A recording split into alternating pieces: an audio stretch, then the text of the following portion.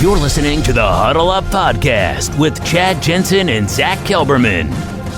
Join Broncos Country's deep divers at milehighhuddle.com and sound off. And now it's time to drop some knowledge. And we are live, but we got to let it breathe just a moment here while we bring our Facebook and the 95,000 some odd folk in Broncos Country that follow that page, and then we'll get things cooking, y'all. We'll get it going. Welcome in, everybody, to the Huddle Up Podcast, presented, as always, by Mile High Huddle, powered by Blue Wire Pods. I'm your host, Chad Jensen. With me, my fellow football priest and the deputy editor of milehighhuddle.com. He is Zack Kelberman. Zack, the football gods giveth, and they also taketh away, as Drew Lock had a very impressive day 4 of practice. Then you get the off day. And then day 5, he breaks the ice on the interception train. We're going to pick Luke's brain. We're going to have Luke Patterson, who is there for us today, on here in just a few minutes. But again, it's the up and down. It's the roller coaster. It's exactly what we've been saying every single day for the entire offseason. Don't expect Locke to be this Hall of Famer, this amazing, perfect quarterback every practice, because even Steady Teddy hasn't been that steady. He threw 3 picks in the last practice before today. He came back and he rebounded. But like Luke was saying before the podcast, I tend to agree because I've noticed this trend through the first handful of practices. There's no real clear-cut guy. It's kind of ebbing and flowing one way or the other. Sometimes it's Drew, sometimes it's Teddy. But overall, take away the quarterbacks, which we can't do, obviously. But the offense looks good, though. The skill players look good. The running game looks good. The receiving group looks good. And just because one quarterback threw a couple picks today and the other one didn't, I'm not going to overreact. We've been saying that every day. I'm not going to react when Locke has a good practice. I'm not going to overreact when he has a bad practice. This is what training camp is for. This is what practice is for. And if he's going to throw picks, if Teddy's going to have a day where he throws 3 picks, I'd rather it be a day in late July than in late October. And this is what that's for right now. So no skin off my nose. When it comes to overreacting 4 or 5 practices into training camp, we got to take our direction from Mike Singletary. Can do it. Guys, we're going to grab Luke here in just a minute, but first, really quick, connect on Twitter at HuddleUpPod, at Mile High Huddle. Hey, also check out our merch store, huddleuppod.com. Get your swag on, get a hat, get a t-shirt, support the brand. Follow my partner in crime, Zack Kelberman, at Kelberman NFL, myself at Chad N. Jensen. Follow Luke on Twitter at Luke Patterson LP. Guys, if you are not following Luke on Twitter, you are missing out. He's there every single day. You get real-time, in-the-moment updates on what's happening out on the grass. Take care of that business. Also, connect with us and follow on Facebook. Many of you are Facebookers. I'm a Facebooker. It's all good. Facebook.com/milehighhuddlepod is how you find the Huddle Up Podcast. Like and follow. Automatically enrolls you into our weekly randomly selected raffle. Might be a hat, might be a t-shirt, might be something even cooler like a piece of Jensen Bronco memorabilia swag or something. You never know, but you won't know unless you're liking and following the Huddle Up Podcast Facebook page. Also, guys, kindly consider becoming a supporter of Mile High Huddle on Facebook. Facebook.com/Mile High Huddle, big blue button. Click that. It's $5 a month. You get immediately access to our premium podcast content. Kelberman's Corner every Sunday at noon. The Trickle Zone every Saturday at noon. Broncos Book Club, which, by the way, I have a new book that we're going to work into the rotation. The Rod Effect with your boy, Rod Smith. All right, we'll get into that. But it's $5 a month. Helps keep the lights on, and you get a little something in return. And, guys, if you can't do those things, it is all good. Just make sure you're subbed on wherever you're enjoying the show. YouTube, Spotify, Apple Podcasts. Make sure you're subscribed.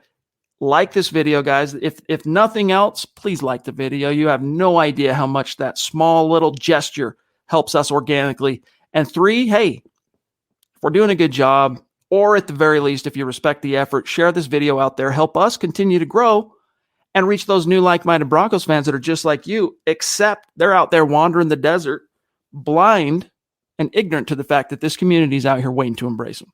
All right, without further ado, let's bring on Luke Patterson. Follow him on Twitter at Luke Patterson LP. Luke, co-host of the Mile High Insiders podcast, which he is proudly repping with the hat. What's going on, Luke? How are you, dog?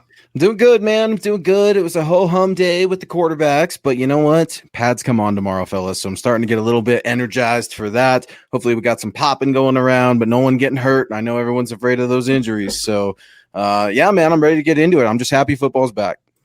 All right, we're going to pull up to get things cooking here. I'm going to pull up your training camp notebook here for day 5, and we'll just kind of rock through this thing, dude, and get some of your feedback on what you saw. QB competition, day 5, Drew Lock, Teddy Bridgewater. You gave the slight, ever so slight nod to Teddy Bridgewater. All right. Explain to our great listeners why that was and what you saw. Drew Lock threw a pick today. How many did he throw? How many did Teddy throw? What did you see? Yeah, I think ultimately it was a couple picks for Drew, and I want to say a couple for Teddy. Maybe it's hard. Like Zach said earlier, I don't so much as weigh it as how many interceptions versus how many touchdowns, which both quarterbacks are still throwing multiple touchdowns. So something to be really excited about there. You've got a talented wide receiver crew. The tight ends look great. The running backs look awesome as well. You're seeing Mike Boone get some run, Levante Bellamy, and that's not naming Melvin Gordon and Javonte Williams. So you're starting to see depth and pieces put together. But for me, it's got to be Teddy. He was ultimately, I think, 14 for 16. He logged approximately 4 to 5 passes over 20 yards, something that he hasn't been doing. And an article that you wrote, Chad, on milehighhuddle.com talked a little bit about Coach Fangio slamming Teddy a little bit for that. You can't always be so safe with the checkdowns. You need to start making some splash plays, something that Drew Lock can do. Now, both quarterbacks did throw interceptions, and everyone is seeing the awesome film of PS2 finally getting his first pick as a rookie in training camp. But what you don't see in that video is who's throwing it. I think that's interesting. So that one happened to be Drew Lock. Not that I'm bashing Lock, but it kind of shows where the Broncos are at, I think. Just looking at some of those optics, they know that there's a quarterback competition. So why focus and hone in on a subject that is already so divisive? You thought politics were divisive. Good Lord. Get to Broncos country for QB1, and you will definitely get some action on the Twitter machine. Luke, Sam Bam has a question, and I kind of want to tie it to what I want to ask you. Sam Bam, and thank you, Sam, for joining us tonight. He goes, Luke, head of locks, mechanics look, any improvement there? And my question to you, Luke, is, or more of a posit. You mentioned to me that Lock does look improved. By some measure, it's not overwhelming. By some measure, though, Lock looks like a different quarterback. I've been saying the same thing, but people color me with a biased paintbrush. You explain to the audience, Luke, because sure. no one's gonna accuse you of being a pro locker. So tell us why, in your estimation, Lock is different this year. Yeah, major Lock hater right here, right? No, not at all. Drew Lock's mechanics look great. I think his footwork is cleaned up tremendously. That's something that I am seeing. That's great. He's stacking the footwork bricks. I just need him to stack the bricks as an entire day as a quarterback would be good. I think his decision making has definitely improved. He doesn't want to turn the ball over, which quarterback does, but he's not trying to force throws. That's something that he's cleaned up in the last 2 years, something different from his training camp. When I look at his overall reading of the field, you can tell that he's starting to transition what he's learned on the classroom to the field. Now, that's all good and great, but we're still kind of seeing the same stuff from Drew. It's the inconsistent passes that bother me from both Teddy and Drew. But mechanics wise, you can tell that young man's been in the lab. He's put in the work. He looks like an NFL quarterback. I mean, it's just, are you a starting quarterback? And that's the big question for Drew Lock right now. We know what we get with Teddy. We do. And it's nothing flashy. It's nothing splashy, even though he connected on an awesome go route for the very first rep for a touchdown today. But, Drew Lock, he cleaned up the mechanics for sure, and he looks nice. All right. So relative to this conversation, I know that a lot of people reading some of the comments, reading some of the chat, they think that you are unfair, Luke, and biased toward Teddy. And I know we already just addressed this a little bit, but let's do it. Please just take a second longer, all right, and explain to our community that how you are basically calling it like you see it. Yeah, and basically just trying to be their eyes and ears out there Yeah. So nothing invested for me. And that's something that I get asked about. And I know you guys get asked too. Which quarterback do you want to win? And I honestly don't care. I just want the better guy to somehow separate. And that's the frustrating thing right now, guys. And just a quick peek behind the curtain. These aren't the dog days of Mike Shanahan's training camp in Greeley. All right. These guys get, I think, the new CBA 3 10-minute water breaks. You got special teams, which is basically a half-hour break.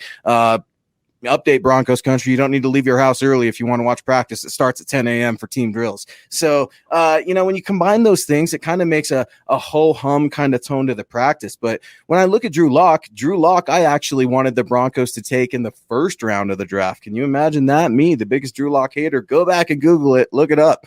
But no, I like Drew Lock. He's a likable young man. It's just the inconsistencies that frustrate me. It's the swag that bothers me. I want him to have confidence. I see his maturation process daily right now, and he's definitely growing. I think he's definitely a humble guy.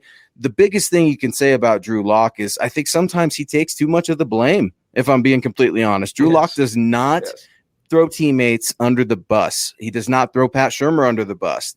Sometimes, I think Drew gets thrown under the bus unfairly, and I think that works to, really go against him and everything he's trying to do. But no, Drew Lock is not Paxton Lynch. Drew Lock cares. He loves the game of football. He comes from a football family, from good stock. I just want to see him progress. I want to see him carry this team. I don't know if he's going to do it. I really want him to, but when I say, he's throwing interceptions, it's not because I'm hating on him. When I say he's drifting to the right, something he consistently does in games, I'm not hating on him. Those are just the things that he does, just like Teddy Bridgewater. We know that he's going to manipulate the pocket and dump down to the flat, check down Teddy, right? All the nicknames we can make fun of. These quarterbacks are who they are. So it's really not a preferential thing for me. It's just what I'm seeing. And I look at it like this, guys. It's real simple. Who do you want more? Do you want a quarterback that can win the day in training camp, or do you want a quarterback that's going to win a game? Let's not talk about playoffs. Let's not talk about the postseason. Let's talk about week one, because I think Coach Fangio could stretch this out all the way to week one, something he's talked about ad nauseum. So I'm a little nervous. And, conversely, Luke, you talk about if you criticize Locke, it doesn't mean you're a hater. If we praise Locke, it doesn't mean we're biased for Locke and only want him to succeed. We also want Bridgewater to succeed because we give the Broncos the best chance to succeed. Real quick, though, Locke had 2 picks today. I believe one was to Surtain, as you mentioned. The other one was to the new cornerback, Rastafarian Ferris, I think. The new corner out of Hawaii. Ferris. So tell us, if you saw that play, how he looked, and obviously how PS2 looked. Oh, man, absolutely crazy for PS2. The guy is he freaks me out just seeing the size of him on a daily basis. And then seeing the number 2, I'm still trying to get used to that too. So those are weird optics, right, for Broncos country trying to adjust to the new NFL. But PS2, they can't get him off the field, Zach. That's something that's just awesome for the Broncos right now. This guy is he's hungry. Today at the press conference, he's talking about even comparing training camp from Broncos to Alabama, saying Broncos camp is easier, more or less, than the dog days of Nick Saban and what he runs down there in Alabama. So he's fitting in just nice. The new Hawaii kid, man, Parnell Motley, you're on notice, buddy, because he's been getting burned. And the quarterbacks know when Parnell Motley is in the game. You see Drew Lock and Teddy Bridgewater consistently picking on this young guy. But I'm going to give him some credit because he was my guy out of Oklahoma. Now he's getting run out of town. He had a really good pass deflection against Cortland Sutton, I think, on a crossing route today, and that he needed that in a bad way, because as soon as I saw that this young man from Hawaii was signed, I immediately thought Parnell Motley was cut. I don't know if the Broncos had an available roster spot. They haven't cut a player since Pat Morris 5 days ago. So this young guy comes onto the scene. I think he had about 4 interceptions out of the University of Hawaii. He had a cup of coffee with the Chicago Bears. Not sure. Was it Washington who he went to originally? Atlanta. Okay, so this young guy. I know that, but all right. Well, this young guy, how does he make his first impression felt? Interception to end practice. Drew Lock getting picked off by this kid from Hawaii, 2-year player, just trying to make a name for himself. First day on the job. And then the bizarre thing, I'm trying to figure out, okay, who was the wide receiver? Trying to figure out whose fault was it, right? Because it's not always the quarterback's fault on interceptions as well. Something that not a lot of people are taking into note. Really? Now, Teddy Bridgewater had those balls batted down by my guy, McTelvin Najim. So a couple freak occurrences happen in the sport of football. But Coach Fangio whistles the play, and that's it for practice. That's it, guys. I mean, we're going to end on a pick. So I don't like it. I don't think it's fair to the team, let alone the quarterback, to end on a pick six when there's already so much standing around and water drinking and joking and clapping and all this other stuff for a team that hasn't been to the postseason in 5 years. All right, while we're on this topic, actually first, really quick, let me shout out the star senders early in this podcast, Travis Weber, Alexander. Guys, thank you so much. We're going to come back to this and give some props to the stars leaders over the last 7 days. So thank you, guys. We'll keep an eye out for your comments in the chat. Don't you worry. But, Luke, we got to pick your brain real quick, and then we'll cut you loose here about the anticipated return of Bradley Chubb, who was out there for a little bit in your report you talk about for team period. What did you see, and how did he look? Oh, boy, was that a sight for sore eyes to see 55 on the right side. I feel like a rapper right there. That all just kind of rhymed up. But no, man, you see Von Miller lined up on the left, Bradley Chubb lined up on the right. We haven't seen this in years, fellas. So absolutely got the hair on my neck standing up. And the Broncos were careful with him. They got him on a snap count. I think he got 1 series, maximum 2. And I think they just want to see about getting him right. They want to see about getting him used to contact. He had a really good rep against Garrett Bowles earlier in the practice where he was able to get Garrett Bowles to open those hips during like a one-on-one drill, more or less. So Bradley Chubb, I think, is a very, very good player who's set to have an awesome year. If you're the Denver Broncos, though, you have got to be evaluating this extremely closely because you do not have a lot of depth at edge. Now, for a little while, when Von Miller had his vet day, it was Malik Reed and Derek Tuska out there. So that's kind of a gnarly combo. Everyone loves Malik Reed, leading sack leader of the team last year, but his play is limited. Derek Tuska, love the guy. He's a try-hard guy. He's not Bradley Chubb. So that's something that was a sight for sore eyes to see Bradley Chubb back. I expect him to ease into tomorrow, much like Cortland Sutton, who's coming back from an injury as well, sporting that knee brace. So as the pads come on, these guys are going to get eased into it, and I have no problem with that. Yeah, in terms of edge guys as well, I saw that Fangio gave little props to Marquise Spencer, the late-round draft pick. He's making some waves in training camp as well. Luke, one more question if you have some time for us. David Kilgore hopping in, $4.99 super. Thank you so much, David. We love you. He asked Luke. Good to see you, by the way, David. It's been a minute, bro. Welcome back. Yes, absolutely. He asked Luke, what is Sutton looking like? I was going to ask you the same thing. Do you think he will be okay after the injury? Today was, in my opinion, I would say his most encouraging practice. Would you agree? Yeah, absolutely. I think Cortland's a little hesitant, and I don't blame him. I mean, the shoulder injury and then the knee. He's learning how to run with the brace, trying to figure out what he likes, and he's trying to ease into it as well. I think he's probably going about 70 to 85% right now, and I like that. I don't need him going out. We know that he's going to win 50-50 balls. We know that his route running is on point. But the Broncos, speaking of decisions, we talk about Bradley Chubb. They've got a big decision to make when it comes to wide receivers, right? They've got 2 of them in Jerry Jeudy and KJ Hamler that are going to be able to operate off of those rookie contracts. However, you've got Cortland Sutton, you've got Tim Patrick. We all love Tim Patrick. Broncos country, get ready to enjoy this year. And then that man is going to get paid unless he gets traded for. Something that could also be interesting. We've talked about it here on the Huddle Up Pod. Teams could be calling about Tim Patrick. Haven't heard anything, but wouldn't you if you were a team that needed a wide receiver? So a good problem to have there. But Cortland Sutton, I like Cortland Sutton a lot. I expect him to be saving the juice for the regular season.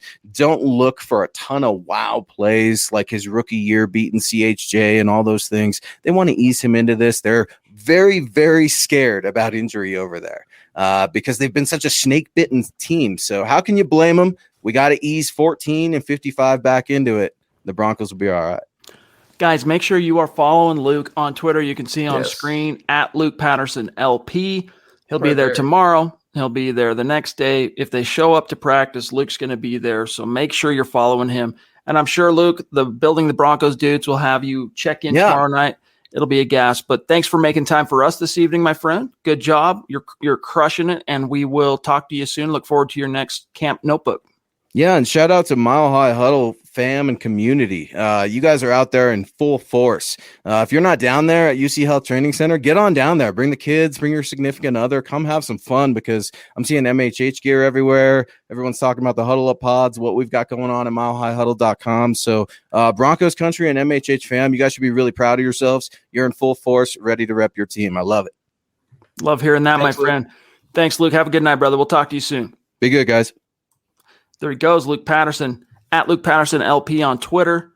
Our eyes and ears for training camp this year. He's doing a really, really good job, very thorough. And it's not easy, man. Like, you're navigating a very precarious topic, anytime you talk about the quarterbacks. And, look, some people have said on days where Luke says, no, Teddy won. What was it? I think probably the biggest one was Friday. So day 3, where there were probably just as many people who said Teddy won, said Drew won. It was negligent, right? The difference in who actually won that day. Look, all Luke can tell you is how he sees it. And that's what I want people to kind of take away from this. But Zach, real quick, before we get much farther, let's catch up on a few of our very patient Super Chat superstars. Max Power, as he is wont to do, stirring the pot. He said, and thank you for the Super Chat, Max. Teddy was accurate and throwing downfield.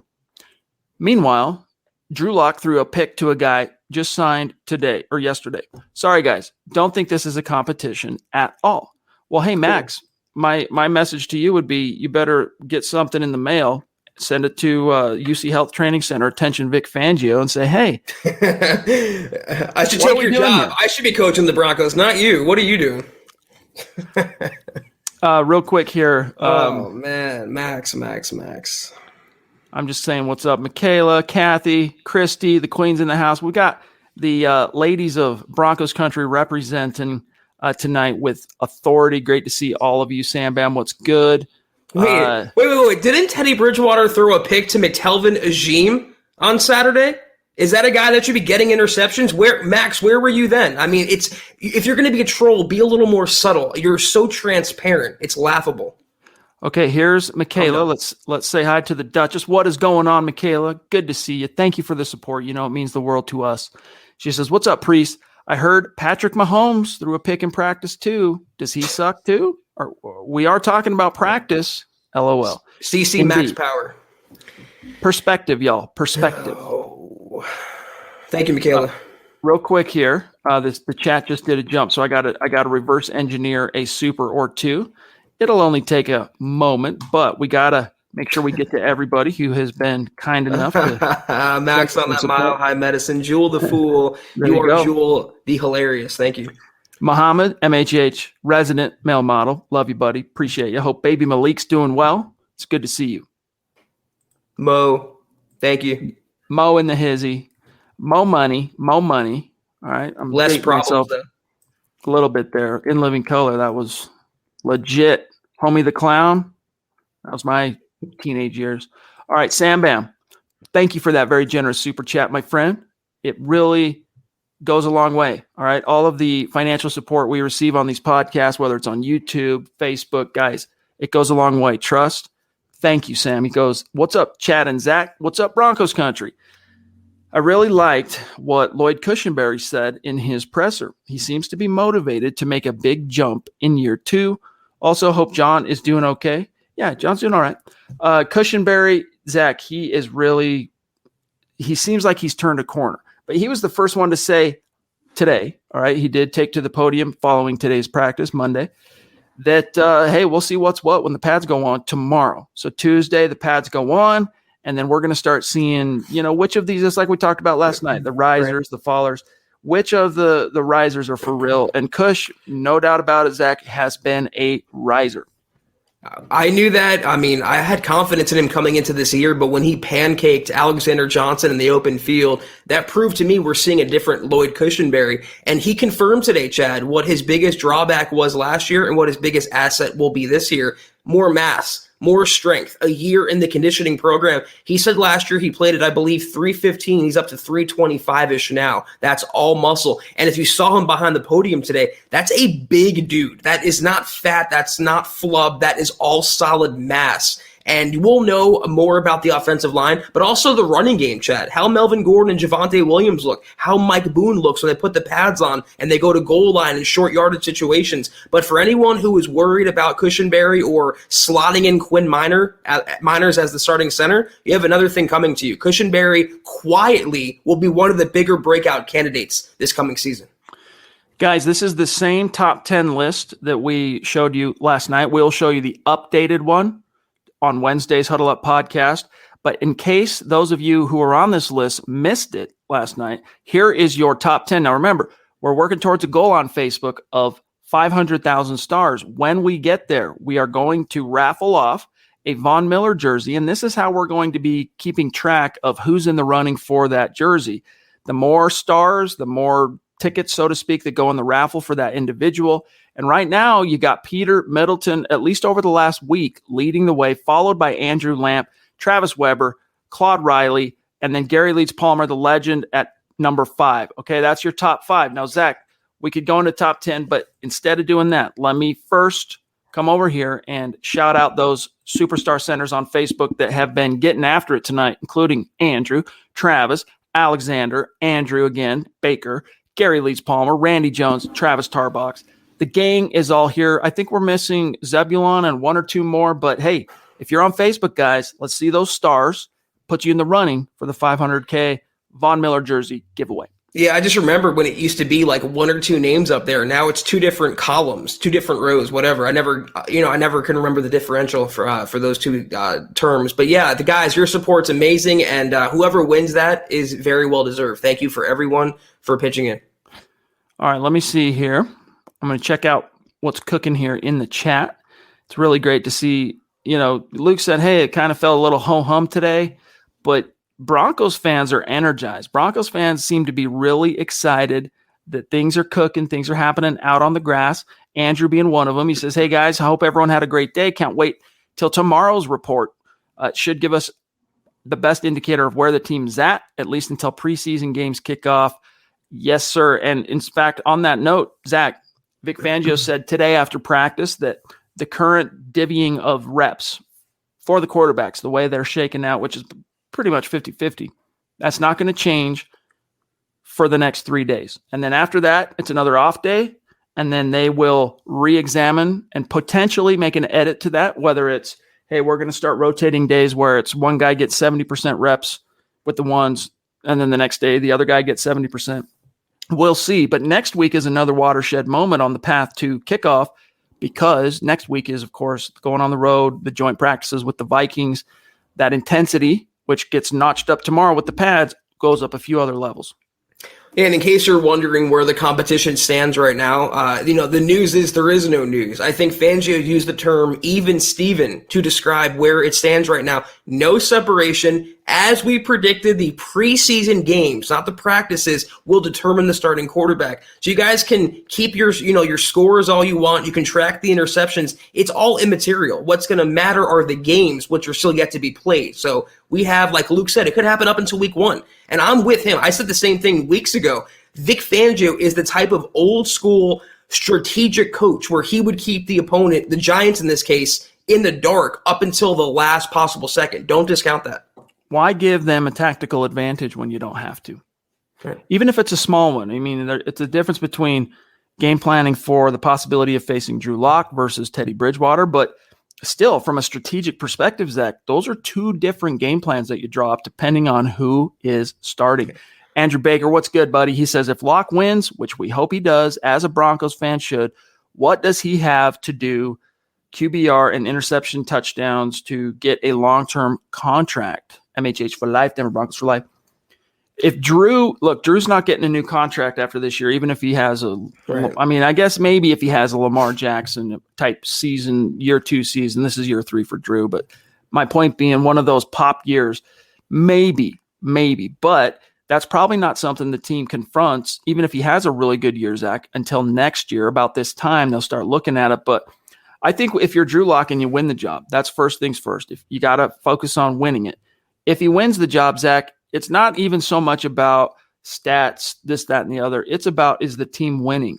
Because the team has been so long without winning football that if you suddenly put a winning season on the board, do you really want to mess with that juju, that chemistry, that progress you made by suddenly perhaps removing the quarterback who contributed to that from the equation by not extending him? Now, Drew has one more year after this season on his contract. So again, there's time to decide that. Andrew, I appreciate the sentiment here, and I slightly disagree. I don't think Broncos fans should necessarily root for one quarterback or the other. I mean, if you're a pro Lock fan, you want to see Lock do well, but I'm rooting for whatever quarterback is going to give the Broncos the best chance to win. That being said, though, I think the best thing for the long-term sustainability of the franchise is the former second-round pick, cost-controlled young quarterback stepping up and developing into the long-term answer. You don't have to keep renting these guys. You don't have to throw big contracts out, trade away draft capital. This was the entire plan with taking Drew in round 2, is having that cheap contract on the books and hopefully having a franchise quarterback in tow. To get a new deal, though, I'm with Chad. Even if he had an MVP season, I mean, he has no leverage. He signed a deal. He's under contract. He can hold out. I don't see him doing that, though. So going into next year, I think the Broncos, let's say he has a year, Chad, where it's 4,000 yards and 28 touchdowns, 12 picks, 13 picks. I think the Broncos would be definitely encouraged, and he would be given the keys to the offense for 22. But I think Denver would want to see him do it again. If he can show that, just like Lamar Jackson, they didn't pay him after only 1 year or give him any sort of different monetary incentive. They wanted to see what Lamar Jackson can do for 2 years in a row, if it's sustainable or if it was a flash in the pan. Mike, what's going on? Thank you for your support, my friend. He says, it is so refreshing to hear Luke actually speak some positive things about Locke, but anyone should be wishing for Locke to win the competition because he's got the potential ceiling to take us to the next level. Drew has a lot of Brett Favre in him and also shoulders the blame when wideouts run the wrong route. He's going to surprise people and fans this year. Yeah, I mean, if you ask me who do I want to win, as Zach just laid it out, I'm not going to pretend like I'm completely unbiased in this because I do think it's in the team's best interest for Drew to be the guy that wins. But am I going to be blind to the fact if Teddy's better, that Teddy should get the job? No. I see it as it would be better for the team if Drew finds a way to dig deep and win this competition, but you don't hand it to him.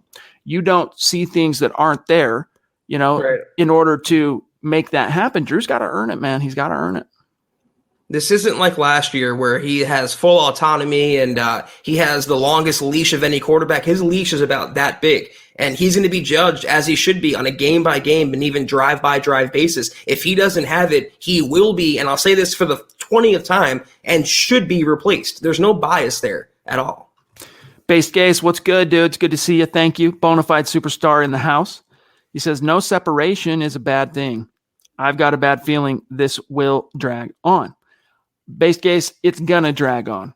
We tried to prepare you a little bit by telling you, hey, Drew is not the kind of quarterback, even if he ends up going on to turn a corner this year, he's not the type of quarterback that's going to clearly, consistently show separation in a training camp battle straight up one-on-one, especially when he's going against a buttoned-up, straight-laced type Q such as Teddy Bridgewater, who's very much a competent game manager.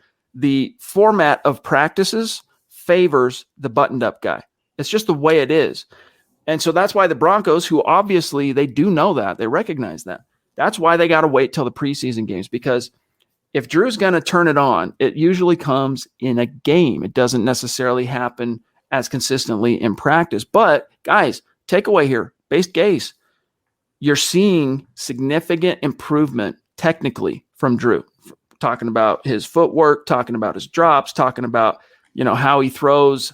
There's an article that we just brought aboard, Zach Hicks, a dude named Zach Hicks, who's a great, phenomenal film analyst, just a great NFL analyst that I crossed paths with on the Colts beat. And he's going to start doing some film features for Mile High Huddle.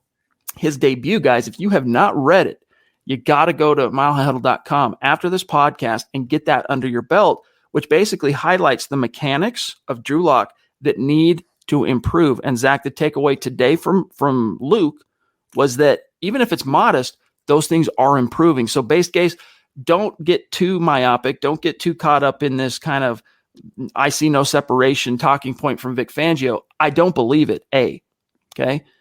I believe that behind closed doors, they've seen separation on one level or another between these two Qs, but it hasn't been enough yet to alter the equation in terms of how these reps are getting divvied. Well, base case, I appreciate your contribution. I do disagree, though, that it's a bad thing because this competition was never going to be called by August 2nd. And like Chad said, we've been trying to warn everyone out there that there's going to be ups and downs. It's going to be ugly sometimes. It's going to look really good sometimes. But ultimately, one way or the other, the final result will not be known until late August at the earliest. But, you know, we all expected, this is what I was thinking about, Chad, while I was diagnosing that question. Most of us expected Locke to be inconsistent and to be up and down, but if there's no separation, and even though there really shouldn't be through a week, isn't that more of a knock on Teddy? You know, the more experienced guy, the more veteran guy, the safer guy, the former Saints starter. I mean, if there's no separation, if Locke is as bad, guys, as everyone else makes him out to be, you guys out there that don't like Drew Lock, what does it say about Teddy Bridgewater that he hasn't usurped him in any way so far, that he hasn't shown to be consistently, markedly better than Drew Lock? I think if you subscribe to there being no separation, I think that's more of an indictment on Bridgewater than Drew Lock. Most definitely. Zeus McPeak in the house. What's going on, Zeus? Thank you for keeping the weather a little bit more in check for us tonight. Appreciate that, my dog. What's going on? First face etched up on MHH Mount Rushmore with us tonight. Love you, Stu. Thank you, Stu, as always. BD, thank you, Bradley. He's reminding everybody, smash the like button. Help these boys out. Let's go. Thumbs up. Bradley. Click those little thumbs up. Where's Chris Hernandez at? I know. 21-year veteran of the Air Force. Click those little thumbs up, guys. Yeah. I don't know where he's at, but I know he went through a little spell of some not so great luck, and he's working his way back. So I'm sure we'll be seeing him back in here in the not too distant future. If you just missed or if you just joined us, all right, people jump in and out. People, their phones buzz, but they're about to walk through the door after being at work. So then they jump in a few minutes in, whatever. Luke gave the slight edge today, the fifth practice of training camp, to Teddy, but it was negligible. That's the takeaway. And that comes on the heels of an off day, which came on the heels of Drew completely destroying Teddy. And so far, Teddy's won some days over Drew, but Drew so far is the only Q that you could say, like, on a given practice, destroyed all comers. Disappointing, right, to see him not be able to do that in back-to-back practices or at least sustain that level of play. But hey, again, it's keeping expectations in check. This is who Drew is. When people and quarterbacks tell you who they are, believe them. And up to this point, we've come to know Drew Lock a little bit, and that is he's up and down. But he's working toward a goal. And hey, we're going to know a lot more this week, by the end of the week, Zach, when pads have been on for a few days. And next week's going to really, I think, begin to tell the true tale of just how far along Drew Lock has come since the season finale against the Raiders. Yeah, one way or the other. We'll see if there's actual tangible improvement or if this has all been off-season fluff and the product of playing against your own team and having a no-contact jersey on and it being less intensive than a regular season game. Again, though, I want to emphasize one point by Clifton. Clifton, I believe, correct me if I'm wrong here, you're more of the pro-Bridgewater, anti-Lock crowd. But if Locke is the bottom quarterback and Teddy Bridgewater can't beat out the bottom quarterback, if there's no separation from the bottom-rated quarterback, quote-unquote, in the NFL, what does that say about steady Teddy? He might be steady, but is he 33rd in the NFL steady, not 32nd? That's the difference. If Locke's ceiling is higher, you got to go with the guy that has the higher ceiling, and there's no question about it. It's Drew Lock. I want to say off the top of my head, Teddy has started 50 some odd games in the league. Drew's got 18. I think it's like 58 or something like that. Yeah, so it's a slight concern if you were expecting Teddy to come in and show that veteran wherewithal and wisdom and experience, and he hasn't really been able to make that work for him all that consistently thus far. But Zach, one thing that was interesting that came out of the media availability today following practice was a little something that Graham Glasgow, who's been on the show, good guy, had to say about the quarterback situation. Of course, as a blocker, Zach, He prefers to not have to answer any questions about the quarterback situation, but in an open forum and a media scrum, of course, they're going to come. And basically, he was asked, hey, what have you seen as far as differences between these two Qs? And he actually pointed to, in the huddle, he says that Teddy is a little bit more thorough. And then he explained what that meant. He said, look, if the snap count is on 2, he makes sure to say that 3 times before we break, which is really convenient because sometimes it's not always easy to remember that stuff. And you ended up, you hear the play, you're digesting whatever the play call is. You start walking the line of scrimmage, and sometimes you can't remember the snap count. So you have to ask one of your boys, hey, what was that snap counting? And he appreciates that. But when it came to play on the field and all that, he said, hey, these guys are, as far as I can see, basically, I'm paraphrasing Graham here, neck and neck. I don't think fellow teammates are going to say anything other than that. They're not going to get ahead of Fangio's decision. They're not going to get ahead of their own teammates and sabotage them by creating an air of bias in the locker room. The Broncos players view the competition like Chad and I view it. They really don't care who starts this year. They just want the best quarterback on the field, and they all want to win. They want to go to the playoffs and be a relevant franchise again. Those are all goals that we have in common. Here is a question from Terry on Facebook. Thank you for being in the chat tonight, Terry, and checking it out. She says, so if Teddy and Drew keep trading off winning days, who wins in the end? Zach, is there any scenario in which you would see the tie not going to Drew as the incumbent? Nope. I haven't tweeted that. Tie goes to the incumbent. Why shouldn't it? Teddy Bridgewater was brought in to be a backup. If he's not doing anything that's slam dunk, no doubt, better than Drew Lock, how could you not go with the guy that has the higher ceiling? Not only the higher ceiling, but the guy that represents and carries the bigger investment as far as your team, what you put into him.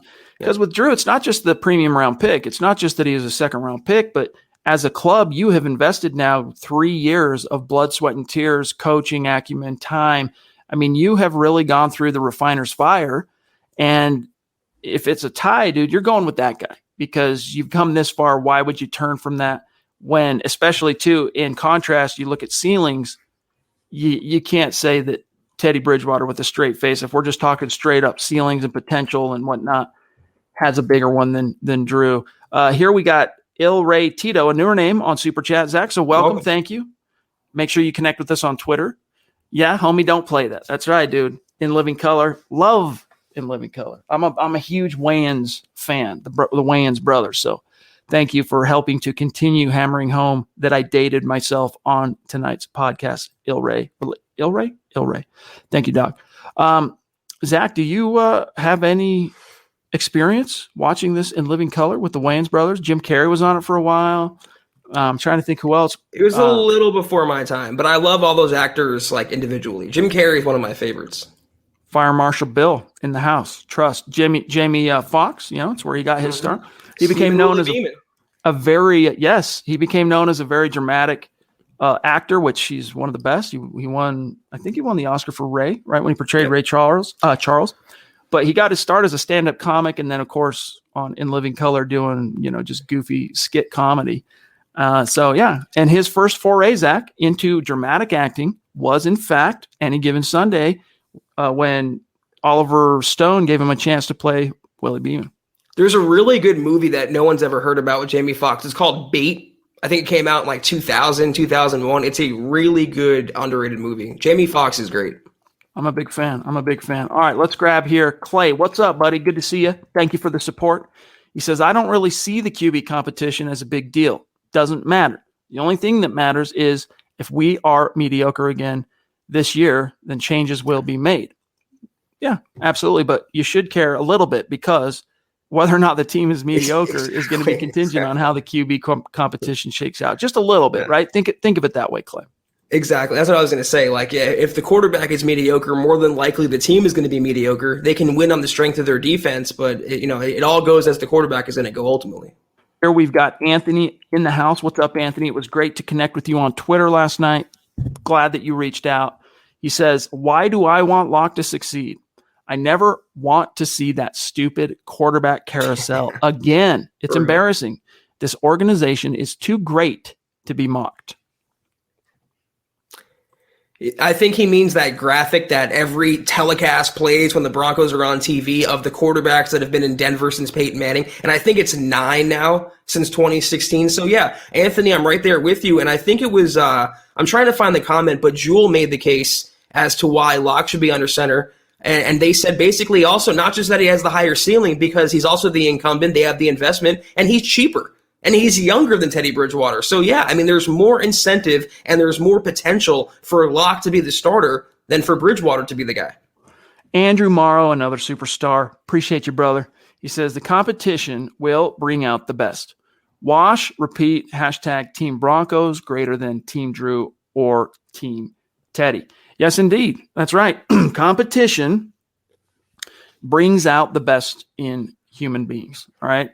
Competitive anxiety, feeling like you constantly are in a position where you need to either A, prove yourself, or B, justify your place. We could be talking about relationships, romantic relationships. We could be talking about friendships. We could be talking about a job in the NFL. We could be talking about who's the starter.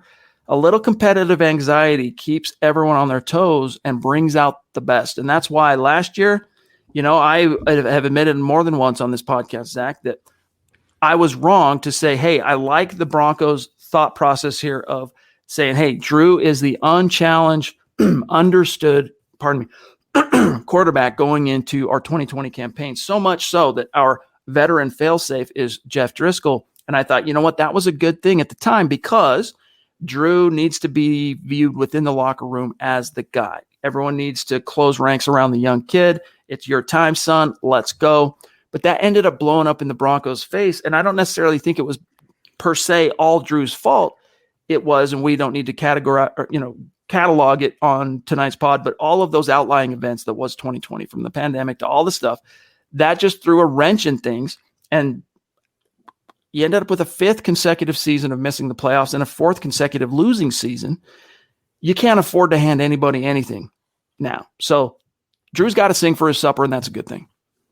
Chad, I want to quote you. I mean, you say all the time, and it's kind of one of the expressions I got from you that I kind of apply to my own life now, is people are motivated by 2 things usually. That's fear of loss or hope of gain. And that's exactly what Drew Lock is being motivated by, both, not one or the other. I mean, the fear of losing his job, not with just with the Broncos, but as a potential NFL starting quarterback, and also the hope of gaining that franchise status and becoming that star quarterback. And there's no coincidence. I'm not the biggest Teddy Bridgewater guy. I'll say that publicly, but he's been good for Drew, pushing Drew, providing that pressure. Iron does sharpen iron. That's why we're seeing a different Drew Lock when his backup isn't Jeff Driscoll. His backup is Teddy Bridgewater. It's part of the reason why even someone who will never be confused for a Lock fan, and Luke, is saying that there's a tangible growth in year 3 now. Well said.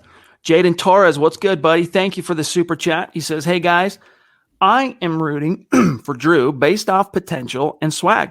I think it'll be Teddy, though, based off veteran leadership and the ability to read the defense. We'll see, man. If it's going to be Teddy, though, he's got to step it up, dude. Like, he can't keep treading water right alongside Drew on a game-to-game basis, because if you're supposed to be the veteran, competent, fail-safe / guy for this job and the clear leader of this team, you can't be on a day in, day out basis, give, take, getting outshined by the guy who, is the young up and comer, but inconsistent, as likely to throw a pick as a touchdown in a given scenario. I'm being hyperbolic here, but if you're Teddy, you got to leave no doubt. And so far, he has instilled doubt. Truth bomb. That's actually really well said. Yeah, he's not going to win this job by throwing 3-yard checkdowns to a running back or a tight end. He's going to have to utilize the arm talent that I don't think is there and try to hope a play happens. And he's done that, to an extent. He's hooked up with Tim Patrick, Jerry Jeudy, KJ Hamler, Trinity Benson. This receiving core has come to play for both quarterbacks, but he has to take chances. He has to show that what he brings to the table is more enticing than Drew Lock. And the only way he's going to do that is not just being steady, but taking chances. And that's something that's never been a part of his game, ever. Remember, George Payton is of the opinion that Drew Lock has all the tools that you look for. That's a direct quote. All right. All the tools that you look for. By the way, Zach, we got to keep, speaking of looking for things, we've got some huge movement on the Star side on Facebook. Check out anything you see from Travis Weber. We got to get his, we got to flex him out tonight. But Drew does have all the tools that you look for, but they're still in rough form, right? It's like being out, combing the desert. If you live anywhere in the high desert, if you've ever been like, if you're from Vegas or Arizona, whatever, Southern Utah, you can go out in the desert and search for old arrowheads. Okay. You find them out there. They've been laying there. They're in the rough. They need a little love. You could try strapping one as you pull it out of the sand, try strapping one to a stick and shoot it at something. It might hit and it might stick. More likely it's going to boom, careen off. But if you were to take the time to polish that tool and get it where it needs to be, suddenly it can be exactly what it's supposed to be for you. And that's where Drew is. He's out there in the desert. He's combing through the sand. He's got the tools. Now he's putting a little polish to them, right? So that it comes together as one cohesive product out there on the grass. And Alexander, thanks, buddy. He says, very good point regarding practice format favoring conservative QB play, Chad. Yeah, think back to the Team Paxton versus Team Trevor. Mm-hmm. That always favored Trevor because he could stand up there, take a rep, have the play call memorized, know where each guy was supposed to be, and not make the risky play. That was his upside. But problem is, Zach, the downside was very few chances taken to move the needle offensively. Yeah, I mean, I'm still a big Trevor Siemian fan. I mean, I really did root for him, and I'll always root for him. He was a pretty solid, stabilizing presence under center in hindsight. But to your analogy, there's a chance that Drew Lock never becomes that polished tool. There's a chance that he never works the way the Broncos thought he would work. But they won't know that. We won't know that until he gets that chance. And 2020 was not that chance. 2021 will be that chance. And that's all we're saying is let that play out. And if it doesn't work out, it doesn't. But if it does, the dividends will be much, much greater and more impactful for the future. As we grab Andrew here, quickly an update on stars for tonight. Guys, we are working toward 500,000 stars on Facebook. Travis is flexing like a boss right now on Facebook. Love you, bro. Claude in the house, entering this equation as well. Zeus, Super Chat Superstar, God of Thunder, Lightning, and all things under the sun, and a Facebook star sender. Zebulon, what's good, bud? Coming down from, I don't know. You tell me which galaxy you've been in. I don't know. But Klingons, Romulans, vanquished. Here he is. Andrew, the two Andrews, Travis, Alexander, Gary, Randy. Love you guys. Thank you for the stars. Andrew Baker says, side note, with my missing Philip Lindsay and always, will Mike Boone be our next Lindsay? I like Melvin Gordon, but Javonte Williams and Mike Boone will probably be the future. Well, definitely Williams is. Boone remains to be seen, and Gordon could have a little something to say about who the future of this backfield belongs to if he goes out and has, the type of year that he probably has in him. Like, he has the potential to be a true bell cow, but are you going to get enough swings at the plate to produce that kind of season when you have studs like Williams and Boone? I'm a little hesitant to call him a stud yet as far as, NFL proven, but Williams at the same time, he's not proven. Boone has looked very, very good at practice. Williams is still kind of finding his way, but he received some praise today. So can Boone be the next Lindsay? Sure. But I think that baton probably is more so Zach getting passed to Pookie Williams. I've forgiven George Payton for the Philip Lindsay, departure, but I haven't forgotten about it. And there's no replacing Philip Lindsay. I mean, not just his talent, but what he meant to the fan base. I still see on Twitter, still rooting for the Colorado kid, still Broncos, a lot of Broncos fans wanting him back, myself included. I'll always be a Philip Lindsay fan, and just the Tasmanian devil vibe he brought to a game, the energy he brought to a game, that's irreplaceable. That being said, though, I mean, the Broncos looking like they have a really good 1-2-3 punch lined up in Melvin, who they're going to run into the ground to justify that contract. Then you have Pookie, who everyone loves. And I'm of the mind that everything Gordon can do, Williams can do, and probably better and cheaper and younger at that as well. And Mike Boone as the third guy, he can catch passes. He's a better pass blocker. I mean, he can run inside, run outside. So we'll know more this week when the pads go on and they do goal line and short yardage. But for now, the running game looks like it's going to be fierce, no matter who's the starter or how the carries are divvied up. Word. I'm not going to try and pronounce this handle on Twitch, but let's give some love to our Twitch community. I'm just going to say STN in the house. What are the chances of Brett Rippon taking the number 2 spot from Teddy and or Drew Lock? Zach, go ahead and handle this one. I mean, unless Brett Rippon can, grow arm strength or grow, into a different quarterback, he is who he is. This is a very high upside backup. This is probably a future quarterback coach in the making right now.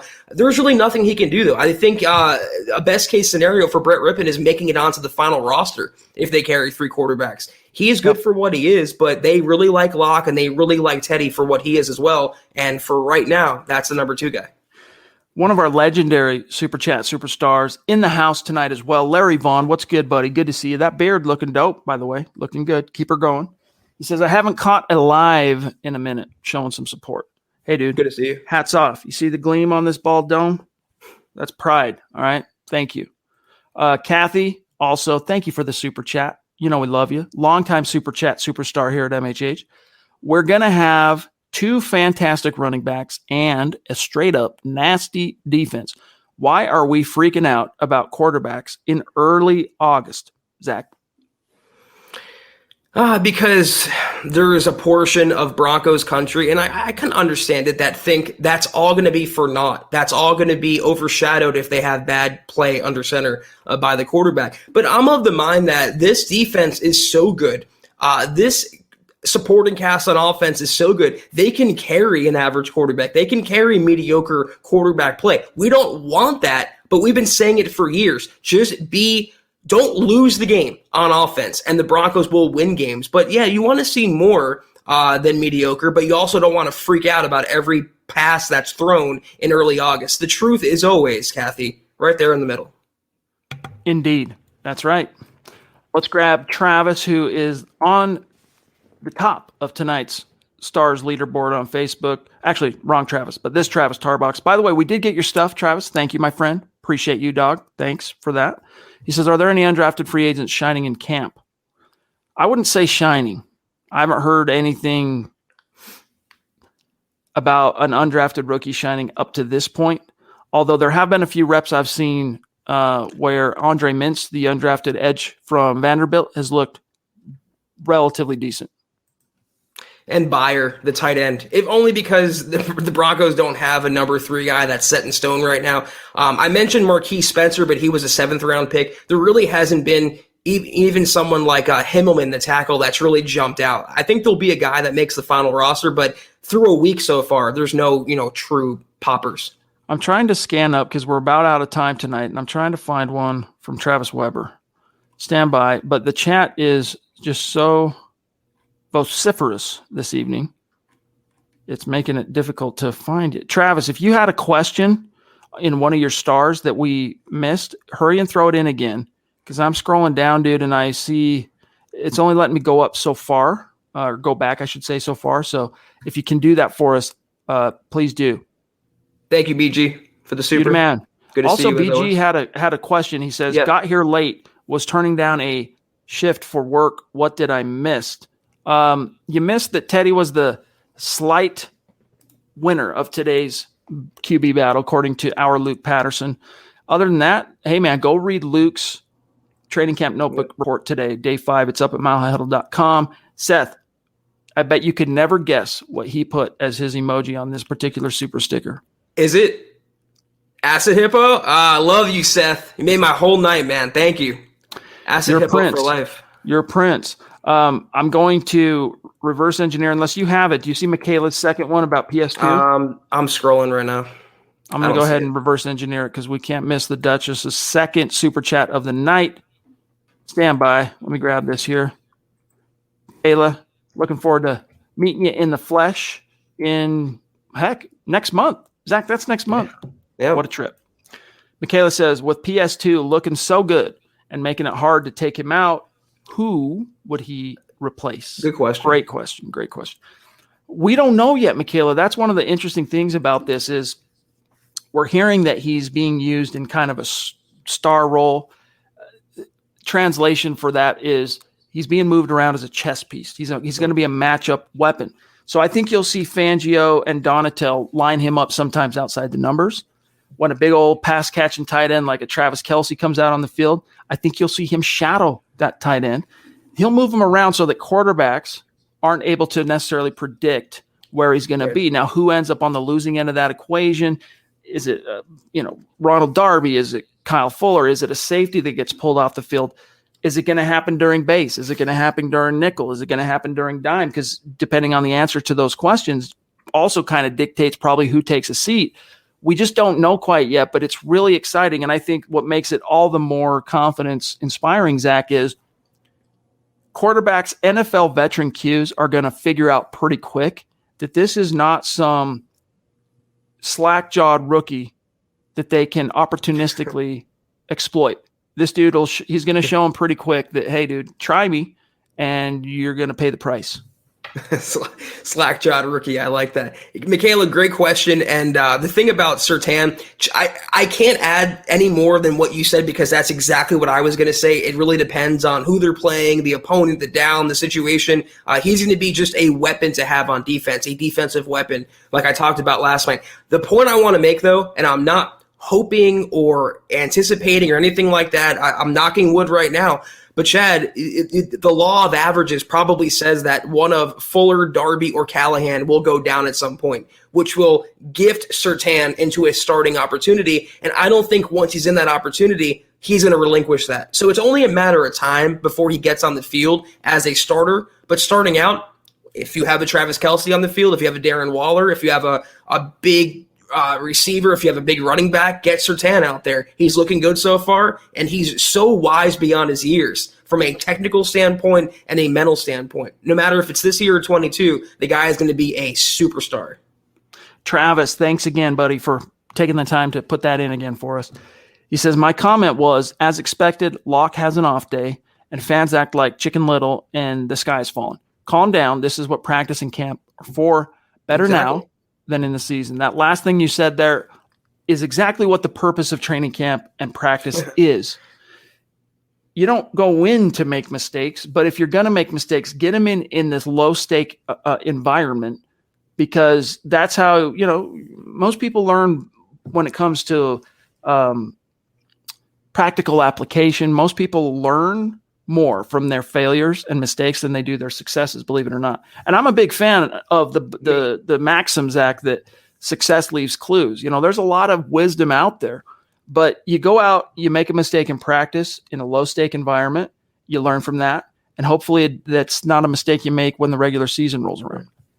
Yeah, exactly. I'm the type where if I make a mistake, I get so mad at myself that I vow I will never make that mistake again. And if I was a quarterback and that mistake was on film and that was publicized out there, I would try my damnedest not to do it again. And I think Locke has the same mentality. But it's true. I mean, I'm going to make a little addendum to what AI said. We're talking about training camp.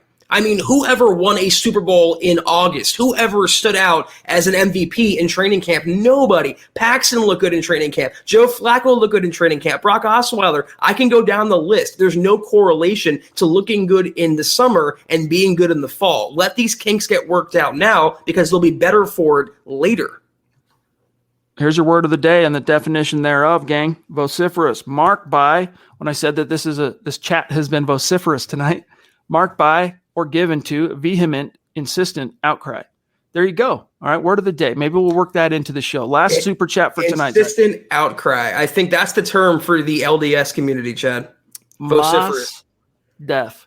All right, last one, guys, and then we got to go. Kevin, thank you for that super chat, brother. Connect on Twitter. All right, connect with us. We like to shout out and give some love to our super chat superstars and the star centers on Facebook after each and every show. He says, hey, fellas, is there a possible way the Broncos would make a move to get another inside linebacker that is better in coverage? No.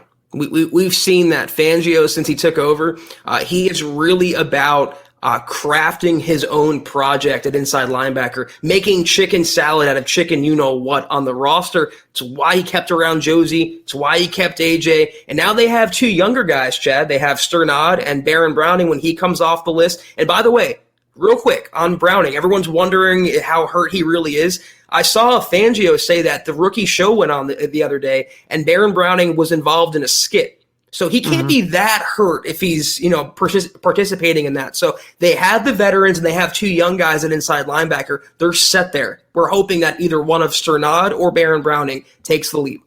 Got to grab one last one from one of our great Facebook superstars. Albert Knopper is one of our supporters over there. And guys, take it from Albert, take it from me, take it from Zach.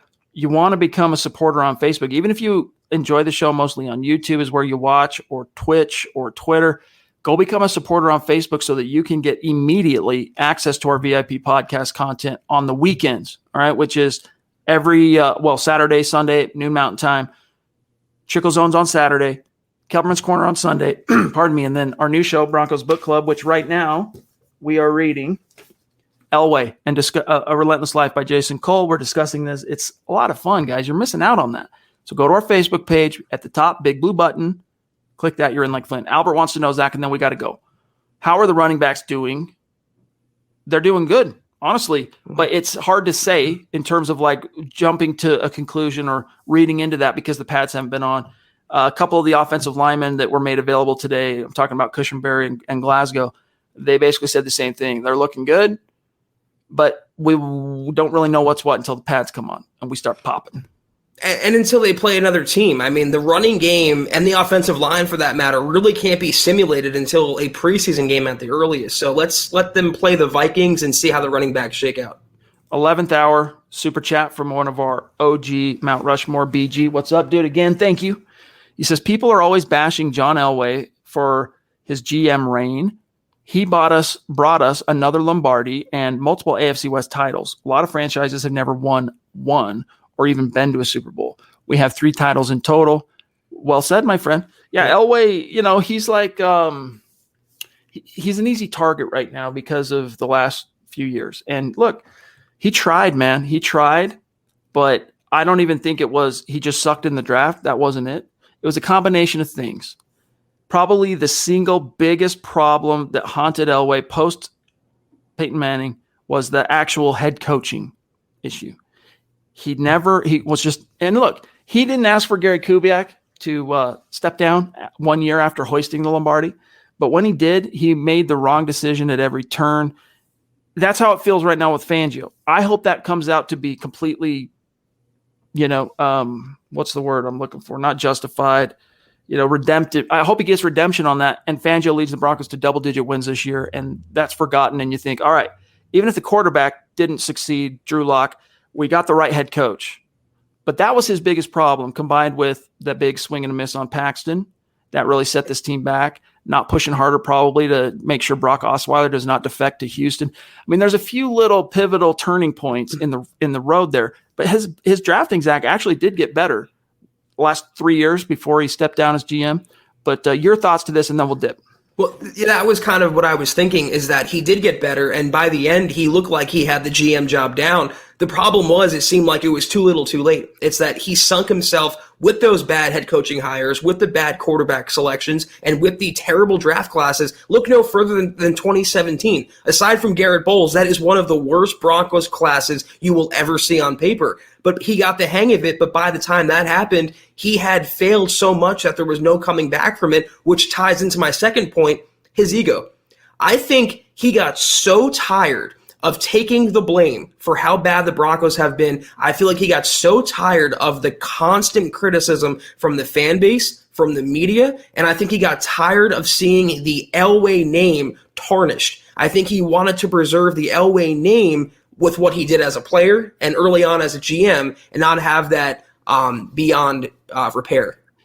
Let me leave you with this, and then we got to go. Under Elway's reign, the Broncos won the 8th most overall games, all right? The Broncos under John Elway NFL rank in overall wins were 8th, regular season wins 8th, playoff wins 4th. Elway era, the first 100 games, the Broncos posted a .710 winning percentage during his first 100 games, and it is believed to be his 71 wins, the most by an NFL team's general manager in the first 100 games. And then here's the last thing I want to show you. During Elway's 10 seasons as an executive, not only did you get the 5 AFC crowns, 2 Super Bowl berths, 2 AFC titles, and 1 world championship, but he drafted, signed, or extended the contracts of 21 players who combined for 42 Pro Bowl selections with the Broncos. And last thing, This is, to me, Zach, the most impressive, and it's also a credit to the entire front office and scouting department, including Matt Russell. Shout out to him. Elway was the only NFL general manager over those last 8 years to acquire future Pro Bowlers through the NFL draft, street free agency, unrestricted free agency, and college free agency. So take your hat off for the Duke of Denver. All right, things didn't work out toward the end. They made a change, but give credit where it's due. Yeah, I think I'm going to get in trouble for saying this. I feel like the president. I feel like the true Broncos fans, or the real Broncos fans, the veritable ones out there, they will always recognize Elway for what he did, his accomplishments, and that will always overshadow the mistakes he made as a GM. All right, bro. We'll take tomorrow night off. We'll be back Wednesday night. We'll see what's cooking, but Yes, have a great start to your week, brother. Shout out to all the superstars and supporters. Thank you, guys, and we'll see you then. Yes, you as well, guys. Be sure to, guys, tomorrow, Building the Broncos, Luke Patterson, live from training camp, day 1 of Broncos pads going on. Be sure to check that out. If you haven't, though, already, guys, follow the Huddle Up Pod on Twitter at Huddle Up Pod. You can follow the main account on Twitter at Mile High Huddle. You can follow Chad on Twitter, as you can see, at Chad and Jensen. You can follow me at Kelberman NFL. Be sure, guys, if you haven't already, go to huddleuppod.com and get your swag. You can get yourself a hat, shirt, coffee mug, etc., anything and everything on there. Also, go to facebook.com/Mile High Huddle Pod. Like the page, follow the page. Facebook.com/Mile High Huddle. Take note of that. Big blue button. Become a supporter. You get exclusive instant access to 3 shows. More on the way. We appreciate each and every one checking that out. But if you can't do any of those things, we still love you. We still appreciate you. We ask, though, these 3 things take 5 seconds. Subscribe, like, and share. It helps us grow more than any single thing you can do and reach more Broncos fans just like you and bring them into the mix on this show. Chad, I'll see you Wednesday night, 6 o'clock Mountain, 8 o'clock Eastern. Take care, guys, and as always, go Broncos.